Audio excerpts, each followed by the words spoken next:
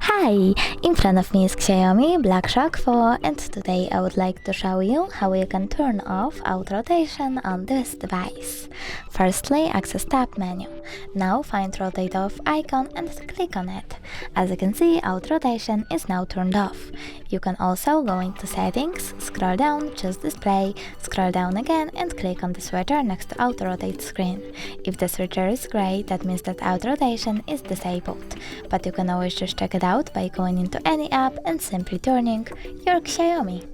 Thanks so much for watching. If you enjoyed this video, don't forget to leave a like, comment and subscribe.